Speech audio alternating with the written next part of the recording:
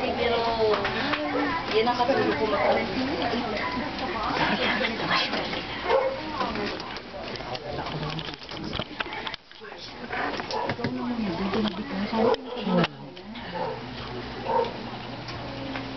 Tulog na. Tulog na si Leon.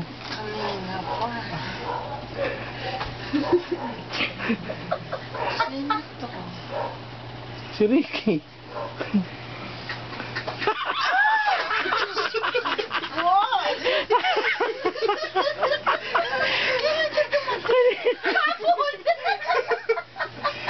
Kasi ko lang. Bakit tayo natulog? Gumis. Kaya mo na makalawa pa.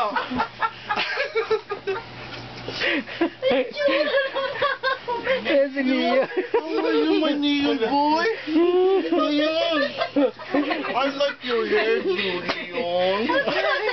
Wapo, oh. Mami, kumusta ka na? Kanday. Naginip ka na ba? Tinakpan pa yung una ni ayaw magpagising eh. Nung binuksan yung ilaw, ginanong pa eh. Hindi mo nakita yung reaction ko yung Sunny. Sabi, sino to? Si Ricky. Hindi nakikita ko, nakagano lang. Nagulat siya ba't nakayakap sa kanya? Si Ricky, mas nakatingin kay Ricky. Hindi ka naman ako sa mission. Wait, ma, alam mo ba nangyari? Ma, sinundo namin siya, doon kami sa lumang airport. Yung pala na doon siya sa bago. Tumawag na dito. Tumawag siya rito, nakausap siya si ni Dada. Tapos pinuntahan pa namin siya. Ang tagal na pala niya naghihintay baka doon. si makasagot mami. Ay, Danica!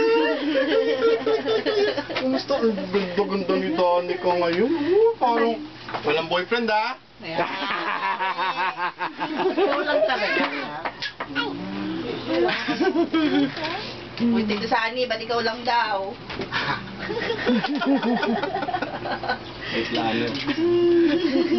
Bigla-balak. Alam mo, Yan. Ricky. Andiyan na si Tito Sunny, oh. Di ba may sasabihin ka? Ano sabihin mo?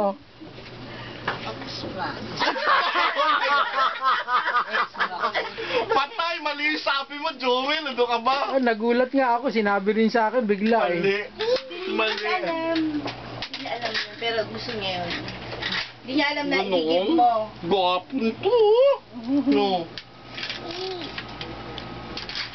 Gulat mo. Nakuha ko ng video. Nakuha naman.